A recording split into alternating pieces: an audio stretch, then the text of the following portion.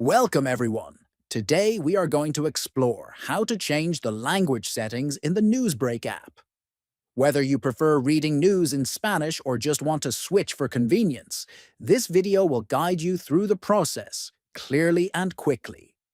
First, open the NewsBreak app on your smartphone.